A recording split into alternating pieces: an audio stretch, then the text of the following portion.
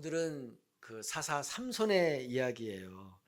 사사기에서 삼손처럼 성경 한 장 전체가 출생 기사로 기록한 예가 없습니다. 우리 지난 시간에 13장이 그런 것이었죠. 성경 전체를 봐도 예수님, 모세, 침례, 요한 정도가 그 출생 이야기가 상세하게 나왔지, 다른 사람은 그렇게 나온 사람이 없어요. 그만큼 삼손의 위치, 삼손의 비중이 크다는 거겠죠. 가정 환경도 완벽했습니다. 어떻게 보면 신앙의 금수저 집안 출신이에요. 부모님의 믿음이 대단했잖아요. 또 태어나기 전부터 나시린으로 지명받았고 전무후무한 힘을 가진 자가 되었습니다. 그렇기 때문에 이 사람을 통해서 도대체 어떤 일이 벌어질까? 어떤 일을 하나님께서 행하실까? 기대하지 않을 수가 없는 거예요. 근데 하지만 이 삼손의 삶을 보면 참 실망스러운 부분이 많아요. 하나님이 이스라엘을 구하라고 사사로 지명했는데, 그리고 많은 힘과 능력을 줬는데 그것을 대부분 다 허비하고 맙니다. 왜 이렇게 됐을까요? 자기가 누구인가에 대한 정체성을 잃어버렸기 때문이에요. 그래서 오늘 본문에 그런 이야기들이 나오는데 몇 가지 토막토막 이야기를 보면서 한번 보도록 하겠습니다. 첫 번째 나오는 이야기, 14장 1절 2절 한번 읽어볼까요? 삼손이 딥나에 내려가서 거기서 블레셋 사람의 딸들 중에서 한 여자를 보고 올라와서 자기 부모에게 말하여 이르되 내가 딥나에서 블레셋 사람의 딸들 중에서 한 여자를 보았사오니 이제 그를 맞이하여 내 아내로 삼게 하소서 하며. 지금 이스라엘은 어디에 지배를 받고 있습니까? 블레셋. 그래서 삼손이 딥나라는 이제 도시에 갔어요. 갔는데 마음에 드는 여자가 있었습니다. 근데 집에 와서 부모님에게 결혼하겠다고 통보를 해요. 선포했어요. 근데 문제는 이 여인이 블레셋 출신의 블레셋 여성이라는 거예요.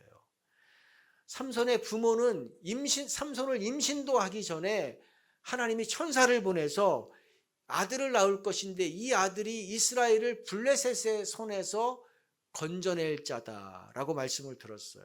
그러니 그 날이 오기만을 기다리면서 이 아들이 그 일을 행할 것을 기대하면서 고대하면서 지금까지 이 아들을 키웠다고요. 그런데 블레셋 여인과 결혼하겠다고 하니 이거 정말 뒷목을 잡을 일 아니겠습니까?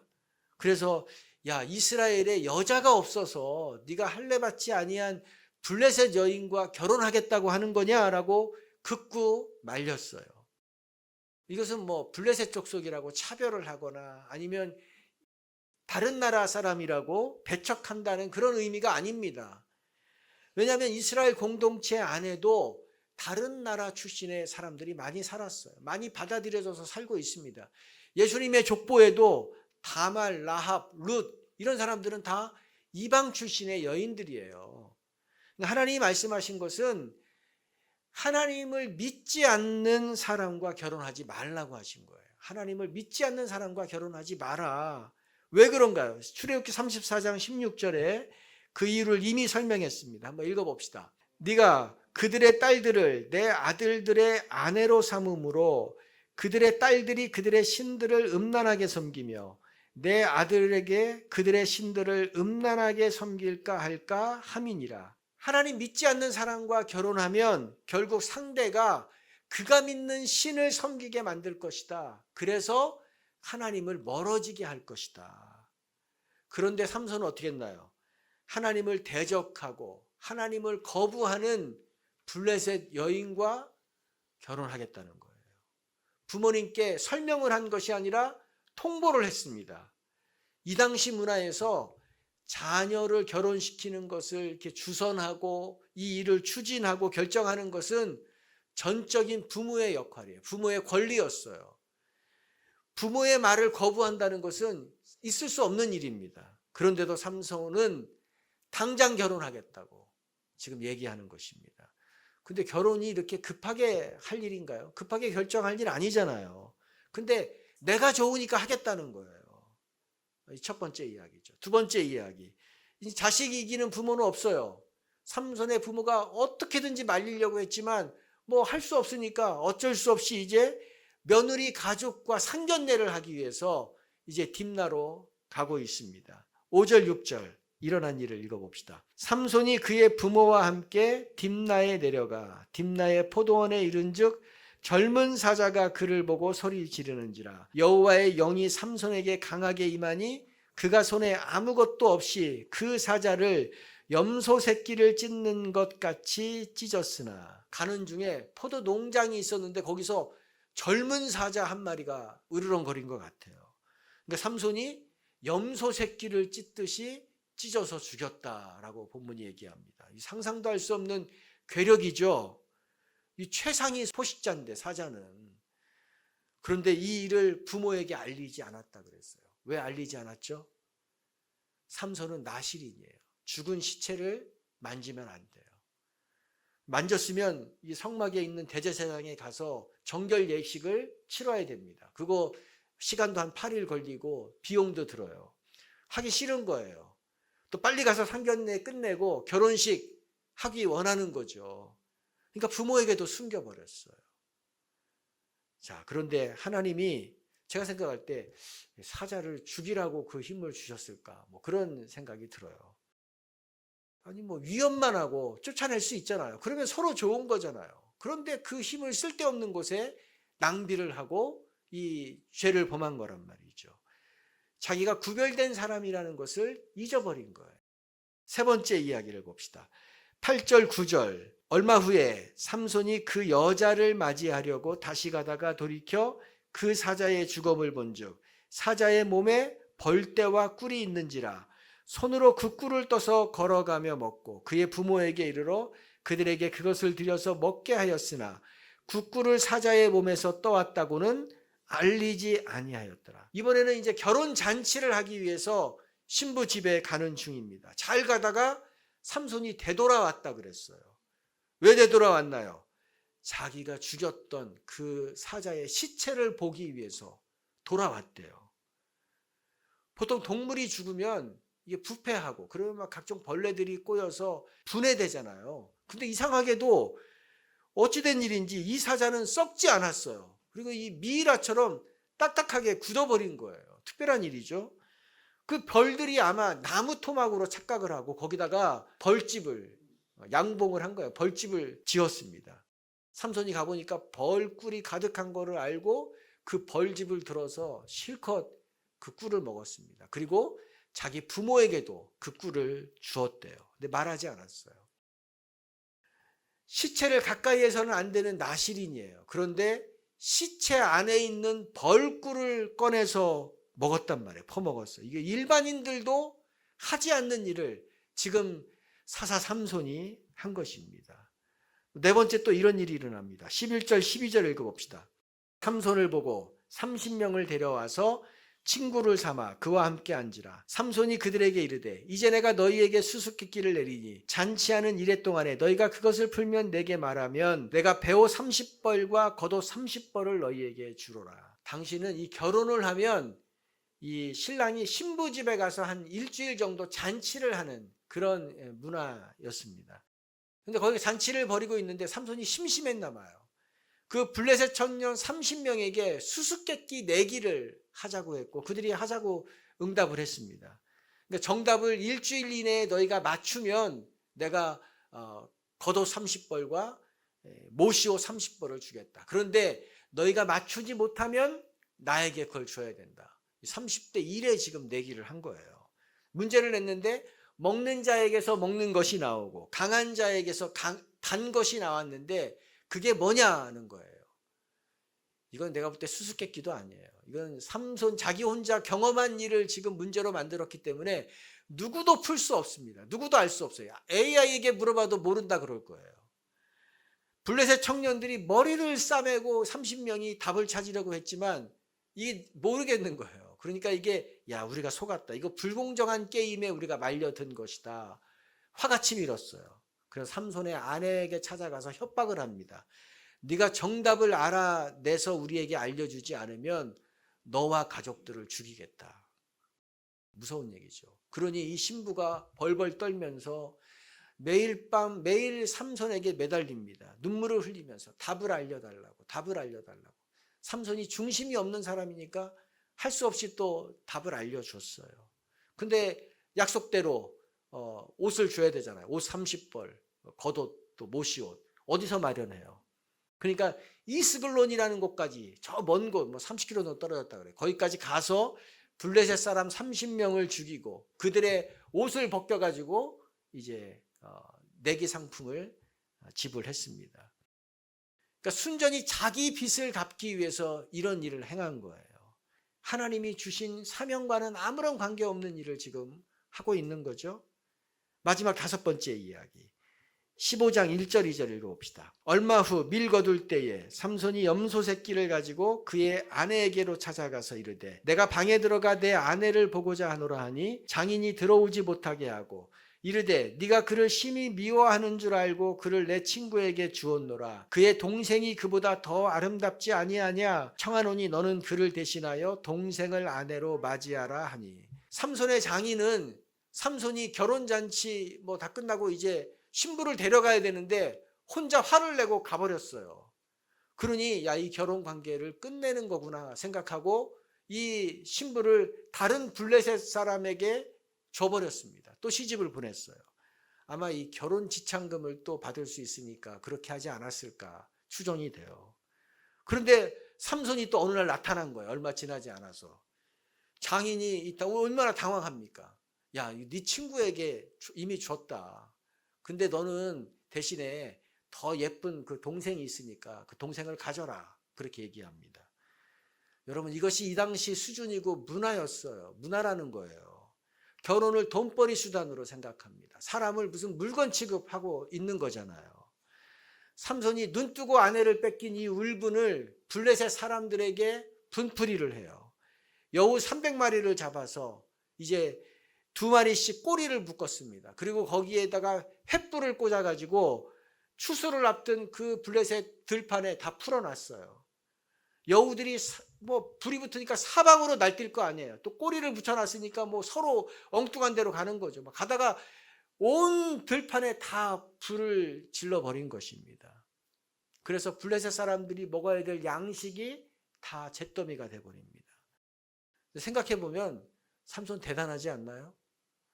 얼마 전에 우리 대전의 한 동물원에서 늑대 한 마리가 탈출을 했는데 그거 잡기 위해서 경찰, 공무원, 뭐 동물원 아예 폐쇄하고 직원들 다 동원하고 뭐 이 포수들 다 동원해가지고 잡으려고 했는데도 며칠 걸렸어요. 열흘 정도 걸렸대요. 뭐 드론도 띄우고 열화상 카메라, 각종 첨단 장비를 다 동원했는데도 열흘이나 걸렸어요. 그것도 마취총을 잡아가지고 겨우 생포한 거거든요. 그런데 아니 사람이 혼자 어떻게 야생여우 300마리를 잡을 수 있습니까? 게다가 마취도 안 시키고 어떻게 2마리씩 꼬리를 묶고 거기에다가 횃불을 꽂을 수 있나요? 이건 정말 상상도 안 되는 일이에요. 블레셋 사람은 곡식들이 다 불타버렸기 때문에 이건 뭐 분노가 치밀었죠. 그래서 삼손과 연관된 사람, 첫 번째 장인과 그 부인을 잡아다가 불태워 죽입니다. 그리고 삼손은 직접 상대하기 어렵다는 걸 알았는지 삼손이 있는 그 유다 지파 사람들을 협박해가지고 삼손을 결박해서 데려오지 않으면 너희들을 다 없애겠다 협박했어요. 그런데 삼손이 또 이 동족하고는 싸우는 것은 안 된다는 것을 알았는지 순순히 결박에 응했습니다. 그런데 그때 하나님의 영이 임해서 삼손을 묶었던 그 모든 결박 동아줄이 다 그냥 실처럼 끊어져 버렸어요. 그리고 어떤 일이 벌어졌나? 15장 15절 읽어봅시다. 삼손이 나귀의 새 턱뼈를 보고 손을 내밀어 집어들고 그것으로 1000명을 죽이니. 나귀 턱뼈 하나로 혼자 1000명을 상대해서 다 무너뜨렸다는 거예요. 근데 문제는 아무리 급해도 나실인이기 때문에 나귀 턱뼈, 죽은 시체의 그 뼈를 가지고 손을 만지거나 그걸 사용해서는 안 되는 것입니다. 그런데 삼손이 아무렇지도 않게 그런 일을 지금 행하고 있는 거예요. 저는 오늘 이 말씀을 통해서 우리에게 주는 교훈을 몇 가지 찾아보려고 합니다. 첫 번째, 다르게 살아야 한다는 거예요. 읽어봅시다. 다르게 살아야 합니다. 삼손은 태어날 때부터 나실인이고 사사였어요. 그러면 그 신분에 걸맞게 살아야 돼. 그 걸맞게 살라고 하나님이 일찍 부른 것입니다. 처음엔 그렇게 사는 것 같아요. 근데 커가면서 블레셋 사람과 어울리고 또 그 사람들과 함께 섞여서 블레셋 사람처럼 살았어요. 물론 외모는 머리를 깎지 않았기 때문에 누가 봐도 나실인인 것이 티가 납니다. 그러나 그의 삶은 이미 블레셋화 되었습니다. 블레셋 사람과 동화돼 버린 거예요. 그 결혼까지 하잖아요. 지금 이스라엘 백성들이 블레셋의 지배를 받고 사는 것을 당연하게 생각하는 것, 그리고 그 사람들처럼 사는 것, 이거는 뭐 어쩔 수 없다고 해요. 그러나 삼손은 다르잖아요. 이 문제를 해결하라고 하나님이 뱃속에 있을 때부터 구별해서 태어나게 하셨어요. 그런데 시간이 지나자 삼손도 똑같아졌다는 것입니다. 똑같아졌어요. 그러니까 우리가 이 세상 속에 살면서 이 세상과 다르게 산다는 것, 이게 얼마나 어려운 일인지를 우리에게 말씀하시는 거예요. 우리 경험해 보면 다 어렵잖아요. 그러니까 이거 깨어있지 않으면 나도 모르게 세상의 가치, 세상의 문화에 젖어 있고 거기에 배어서 살아가게 된다는 거죠. 로마서 12장 2절에 이렇게 얘기했습니다. 여러분은 이 시대의 풍조를 본받지 말고 마음을 새롭게 함으로 변화를 받아서 하나님의 선하시고 기뻐하시고 완전하신 뜻이 무엇인지를 분별하도록 하십시오. 세상의 풍조를 따르지 않으려면 마음의 변화를 받아야 된다고 했어요.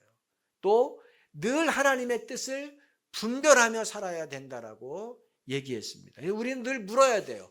우리 안에 계신 성령님께 늘 물어야 되는 것입니다.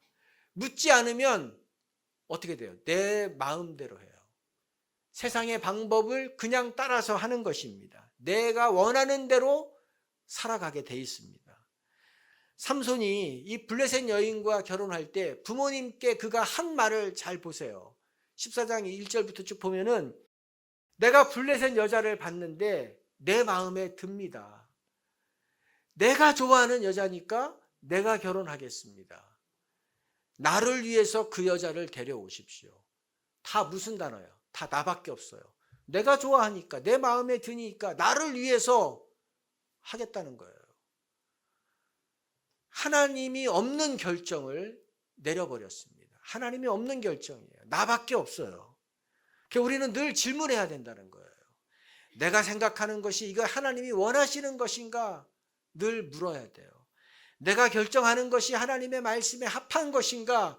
늘 물어야 돼요. 묻지 않으면 그거 세상의 방법을 따라갈 수밖에 없는 것입니다.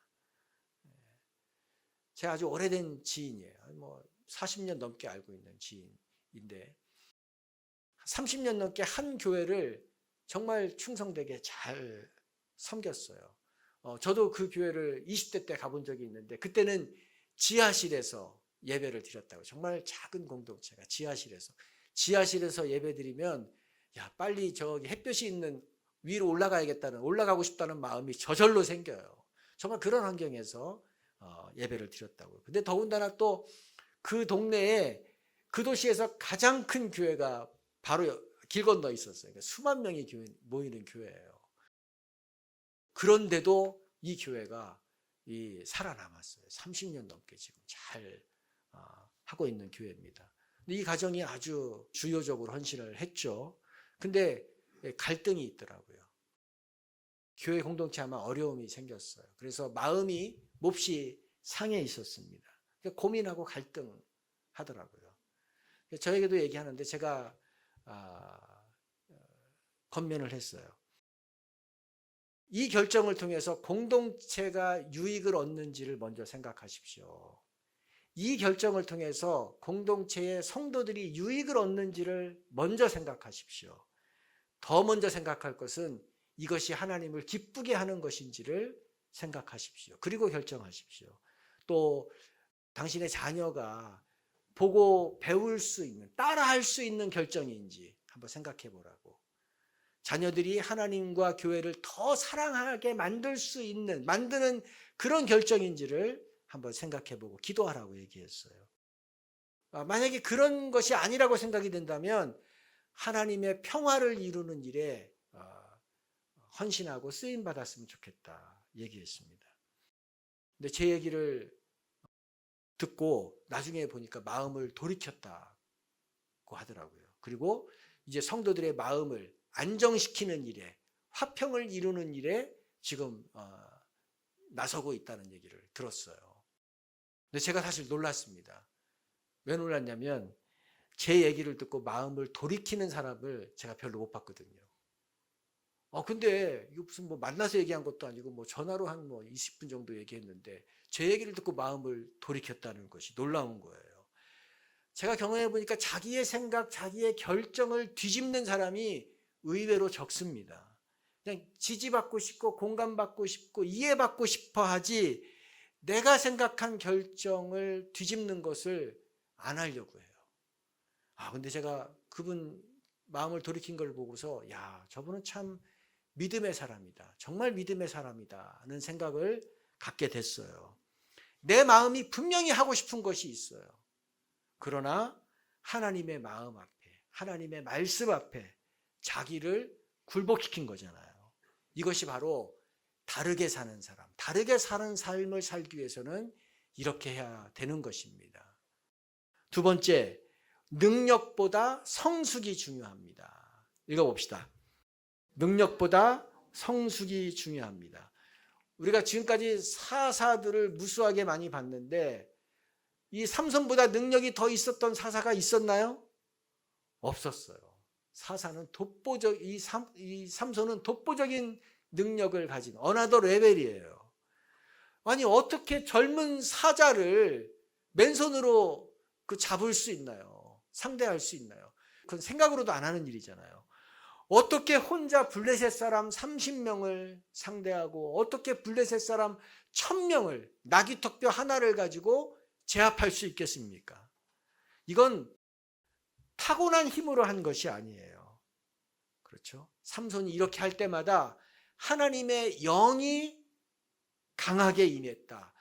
하나님의 영이 갑자기 임했다라는 단어가 계속해서 등장을 합니다. 본문에 보면 그렇게 나와요. 그런데 또 우리가 이걸 보면 또 생각이 들죠. 아니 어떻게 이렇게 큰 능력을 가진 사람이 이렇게 즉흥적으로 행동하고 감정적으로 행동하고 자기 생각, 자기 이 행동을 조절하지 못하며 살 수 있을까? 어떻게 자기밖에 모를 수 있을까? 이런 또 생각을 할 수밖에 없는 거예요. 무엇을 얘기합니까? 능력과 성숙은 다르다는 거예요. 따라합시다. 능력과 성숙은 다르다. 능력이 성숙을 보장해 주지 않습니다. 능력과 성숙은 비례해서 가는 것이 아니에요. 우리는 그런데 어떤 외적인 능력이 나타나고 어떤 은사가 나타나면 그 사람의 신앙 성숙도 높은 것으로 완숙한 것으로 생각할 때가 있어요. 근데 그렇지 않아요. 삼손은 전무후무한 능력을 가졌지만 그의 신앙 인격은 어땠나요? 미숙했어요. 그의 신앙의 수준은 미숙했어요. 어린아이 같았습니다. 여러분 하나님이 은사를 주시는 이유, 하나님이 능력을 주시는 이유가 무엇인가요? 고린도전서 12장 7절에 이렇게 얘기했습니다. 읽어봅시다. 각 사람에게 성령을 나타내 주시는 것은 공동이익을 위한 것입니다. 공동의 이익을 위해서다. 공동이익이란 말은 공동체의 유익을 위해서 은사를 주시는 것이다 라고 얘기한 거예요. 공동체의 유익을 위해서 하나님이 각 사람에게 은사를 주신 이유는 어떤 직임을 하라고 공동체의 역할을 감당하라고 그거를 할 수 있는 힘을 주시는 겁니다. 어떤 분에게는 말씀의 은사를 주시고 어떤 분에게는 지식의 은사를 주시고 어떤 분에게는 섬김의 은사를 주시고 또 병 고치는 은사를 기적을 행하는 은사를 주실 수도 있죠. 은사는 여러 가지예요. 다양해요. 근데 목적은 하나입니다. 어떤 목적이죠? 공동체의 유익을, 그러니까 교회를 세우고 성도를 세우고 섬기는 일을 하라고 은사, 능력을 주신다는 거예요. 그러니까 내가 능력이 있는 것으로 착각해서는 안 돼요. 내가 능력이 있는 것이 아니라 하나님이 그 능력을 필요하기 때문에 주신 거예요. 그래서 이 은사, 능력은 사용해야 됩니다. 공동체를 위해서 사용해야 돼요. 근데 성령의 열매는 추구해야 됩니다. 성숙은 추구해야 돼요. 따라서 성숙은 추구해야 된다. 자, 우리가 추구해야 될 성령의 열매가 갈라디아서 5장 22절, 23절에 나오죠. 한번 우리가 성숙을 추구해야 될 열매 읽어봅시다. 오직 성령의 열매는 사랑과 희락과 화평과 오래 참음과 자비와 양선과 충성과 온유와 절제니 이 같은 것을 금지할 법이 없느니라. 이게 다 뭐와 관계 있어요? 성품과 관련이 있잖아요. 인격과 관련이 있잖아요. 다 내면적인 것입니다. 사람의 됨됨이와 연관된 것들이에요. 그리고 이거는 능력은 하루아침에 임하지만 갑자기 임하지만 이 성숙은 어떻게 됩니까? 열매는 성령의 열매는 하루아침에 이루어지지 않는 거예요. 삼손처럼 대단한 능력을 행하고 은사를 행하지만 성령의 열매는 없을 수 있습니다. 미성숙할 수 있는 거예요. 우리가 이걸 잘 이해해야 되는 것입니다. 그런데 이 성숙이 없으면 열매가 없으면 어떻게 돼요? 아무리 능력이 많아도 허무하게 무너져 버립니다. 허무하게 무너져 버릴 수 있어요. 우리가 그런 걸 주위에서 종종 보잖아요. 사역자들도 마찬가지예요. 영적 성숙의 증거는 눈에 보이지 않는다는 거예요. 눈에 보이는 어떤 능력, 눈에 보이는 어떤 성과 이런 것이 아니라는 것입니다. 성령의 열매는 우리의 삶 속에 녹아져 들어가는 거예요. 우리의 인격으로 나타나는 것입니다. 우리는 이것을 추구해야 될 줄로 믿습니다. 삼손이 이것을 추구하지 않은 거예요.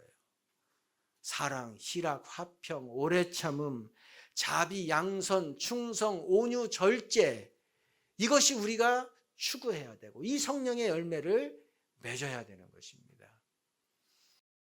제가 지난주에 우리 형수님의 한 문장 기도문을 보게 됐어요. 우연히 보게 됐어요. 한 문장으로 기도한 그 기도문이에요.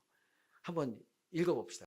어렵다고 불평하지 말고 그 어려움을 경험하게 하심을 감사하며 기도하게 하소서. 자, 어렵다고 불평하지 말고 그 어려움을 경험하게 하신 하나님께 감사하며 기도하게 해 주십시오.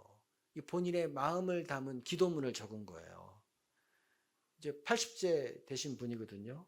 근데 저는 이 스토리, 지금 저는 어려움 당하고 계세요. 이거 억울한 어려움을 지금 겪고 계세요. 이건 뭐 단기간에 해결될 수 있는 것이 아니라 아마 하나님 나라 갈 때까지 그 어려움과 그 오해와 그거를 억울함을 안고 가셔야 될 거예요.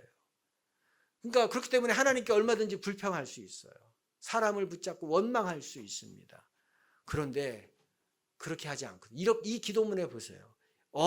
이 어려움을 경험하게 하신 것을 어려움을 경험하게 하신 하나님께 뭐 하라고요?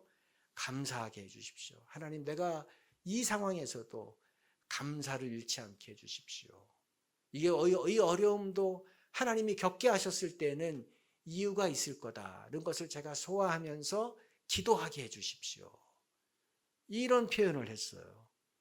저는 이 한 문장 안에 정말 우리 형수님의 그 신앙의 성숙도, 정말 녹익은 신앙의 성숙인의 그 모습을 정말 보여주는 거라는 생각이 들었습니다. 이 한 문장 안에 오래 참음, 온유, 절제, 화평, 뭐 이런 성령의 열매가 그 안에 쭉 담겨져 있잖아요. 그렇죠? 능력보다 뭐가 중요하다고요? 성숙이 중요해요. 능력보다 성숙이 중요합니다. 그런데 세 번째, 그럼에도 불구하고 하나님은 은혜를 베풀어 주십니다. 읽어봅시다. 그럼에도 하나님은 은혜를 베풀어 주십니다.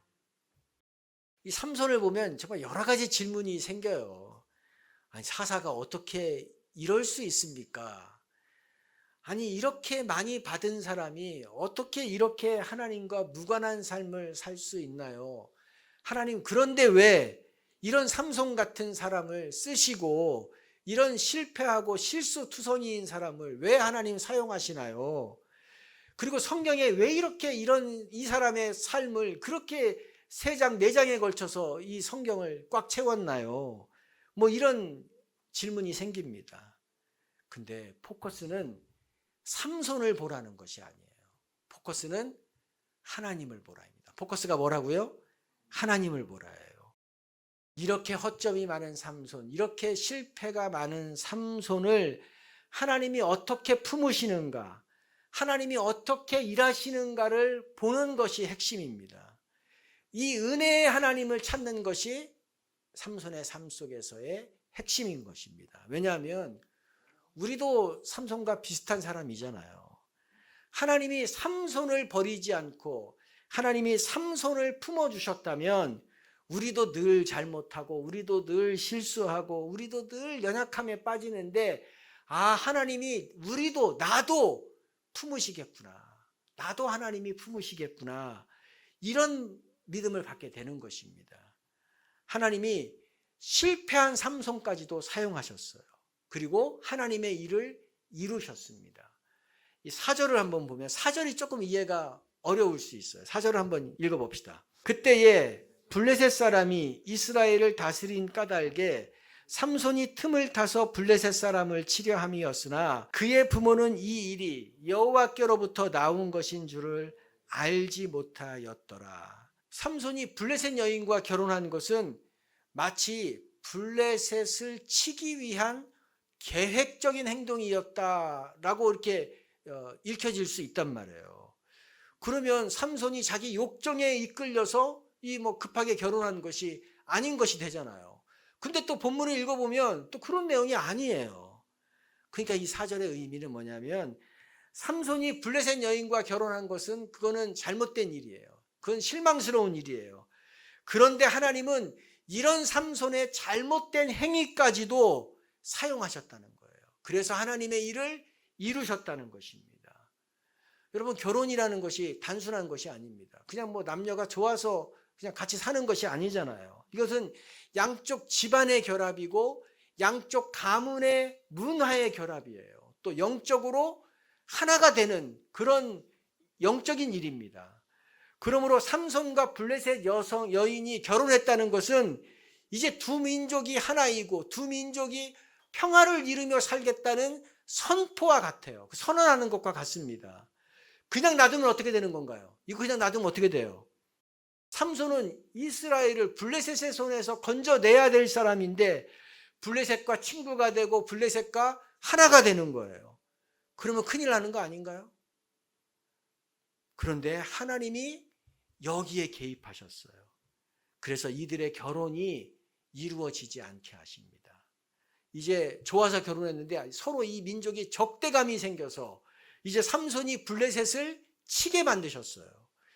삼손의 계획이 없던 일이에요. 삼손은 블레셋 여인과 결혼해서 그냥 즐겁게 살고 싶었어요. 이 블레셋 친구들과 함께 어울려 사는 것이 너무나 좋고 이거 계속하고 싶어서 결혼한 거예요. 블레셋을 칠 마음은 하나도 없습니다. 그런데 오늘 본문에만 3번에 걸쳐서 블레셋을 공략했어요. 그래서 무려 몇백 명 이상 되는 블레셋 사람들을 제거합니다. 하나님이 삼손이 잘못한 결혼을 통해서도 하나님의 뜻을 이루셨다는 것을 우리에게 말씀하시는 거예요. 삼손은 계속 실패해요. 계속 실수해요. 계속 엉뚱한 일을 벌입니다. 그런데 하나님은 이 삼손을 버리지 않으셨어요. 하나님이 삼손에게 약속한 것을 취소하지 않고 하나님이 약속하신 것을 이루어 가고 계셨다는 것입니다. 이것을 뭐라 그래요? 이것을 하나님의 은혜라고 하는 것입니다. 우리도 삼손과 비슷하지 않나요? 삼손과 비슷해요.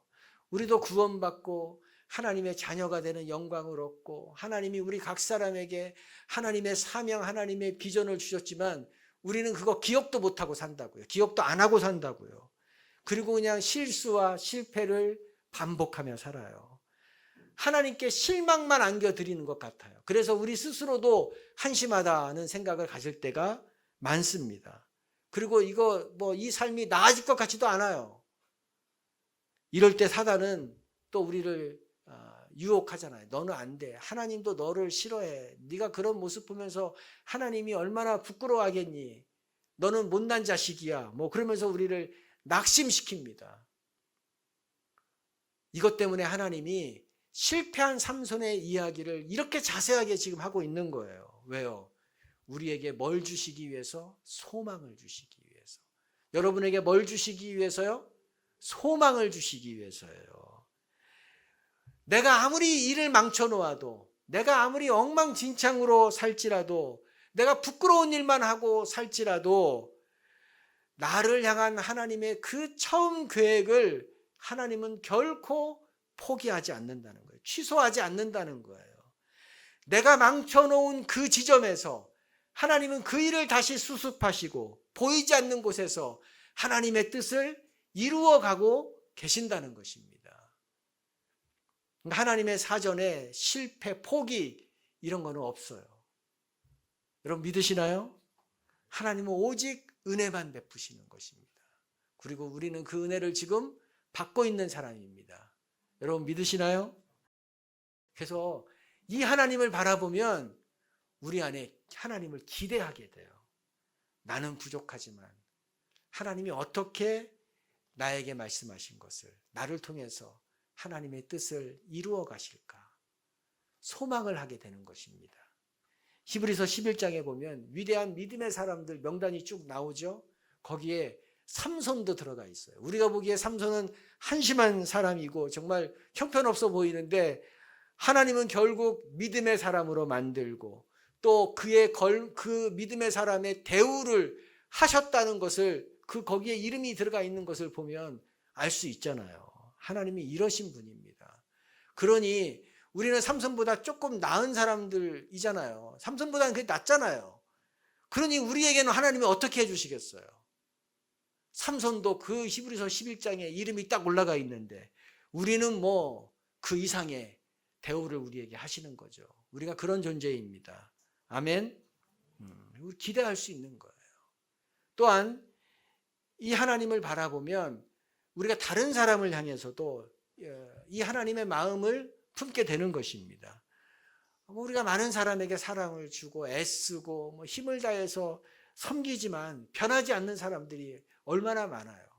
또 좀 안 된다, 저 나아질 조짐이 도무지 보이지 않아서 힘 빠지게 하는 사람들이 많단 말이에요. 포기하고 싶은 마음이 든다고요.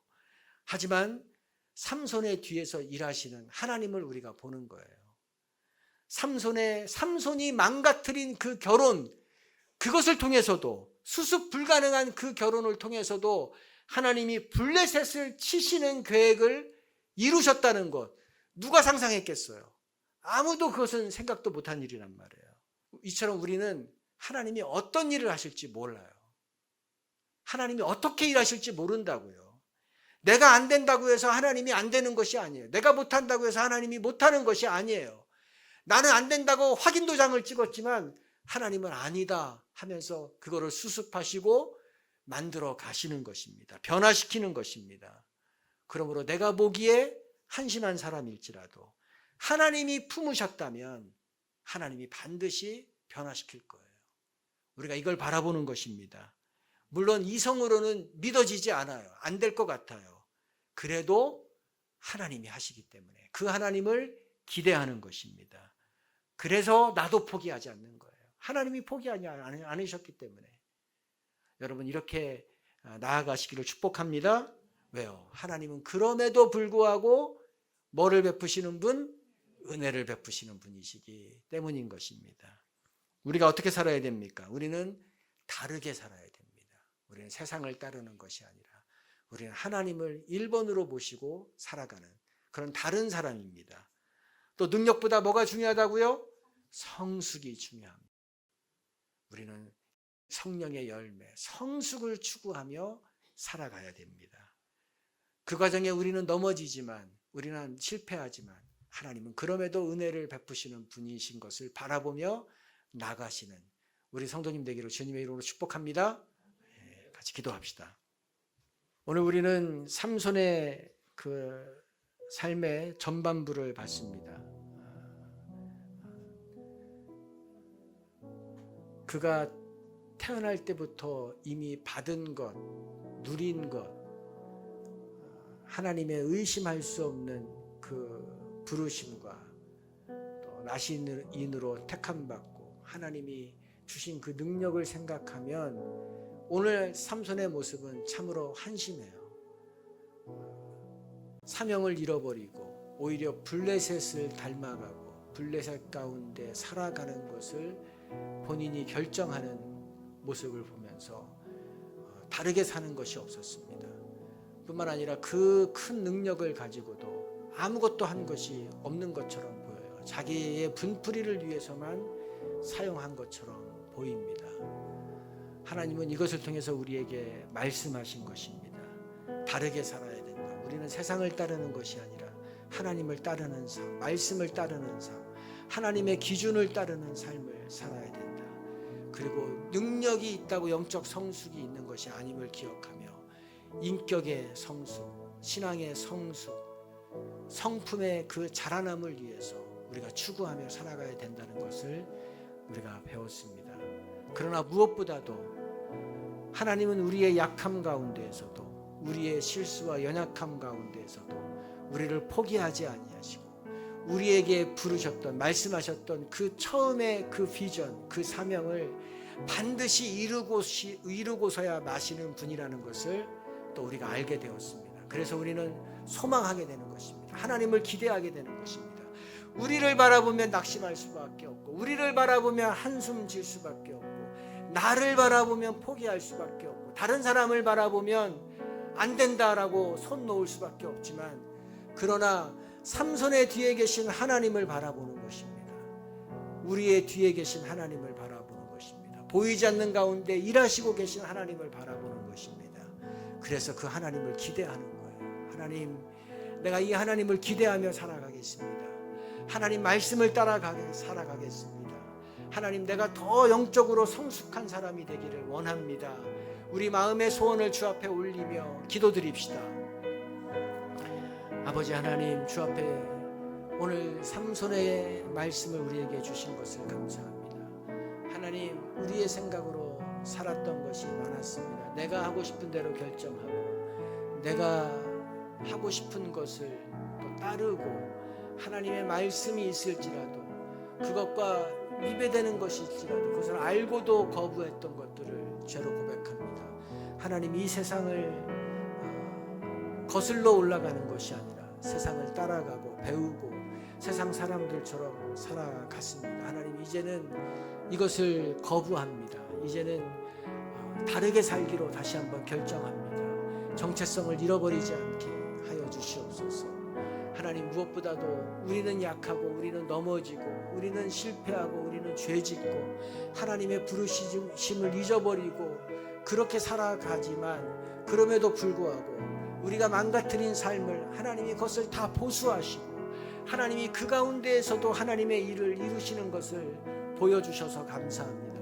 그러므로 우리의 눈이 우리 자신에게 머물지 않게 도와주시고 우리를 빚어가시는 그 하나님을 바라보게 하여 주시옵소서.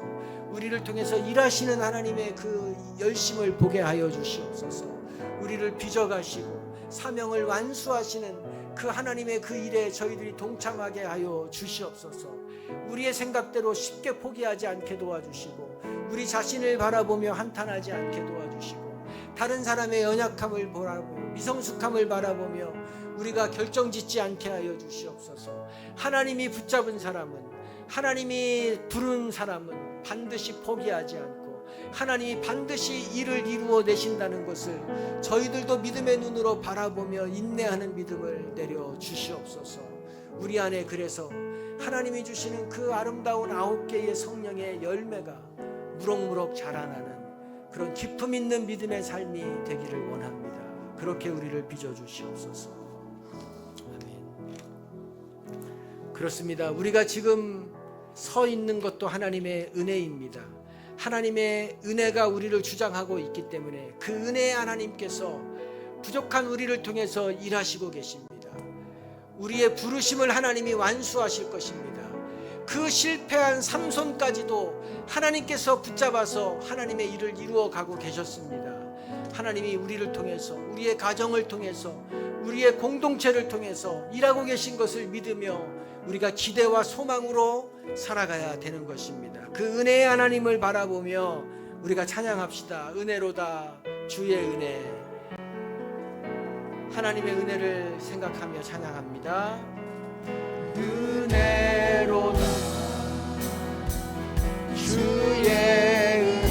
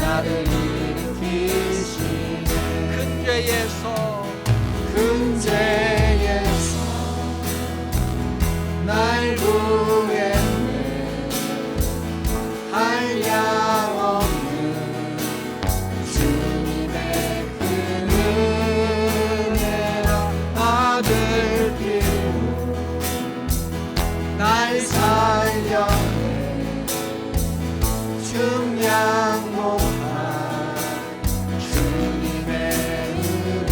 주님의 은혜를 찬양합니다. 그 은혜 내 마음에 영원히 나를 붙들고 가네. 그 은혜 평생에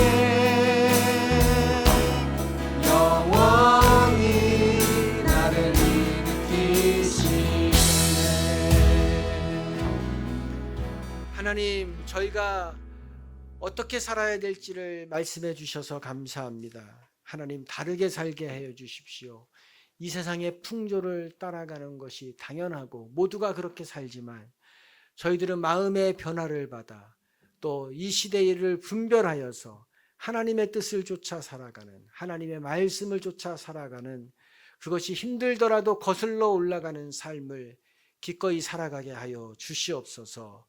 그리고 하나님, 능력과 외형적인 것을 우상시하고 그것을 성공으로 생각하는 이 시대 가운데 우리는 그것을, 눈에 보이는 것을 추구하는 것이 아니라 하나님이 우리를 성장하시고 성숙시키는 것을 더 중요하게 여기신다는 것을 저희들이 받아들이고 날마다 우리를 쳐서 복종함으로 하나님의 아름다운 영적인 성령의 열매가 우리의 삶 속에, 우리의 인격 속에 흘러넘치는 그런 복된 삶을 살게 하여 주시옵소서.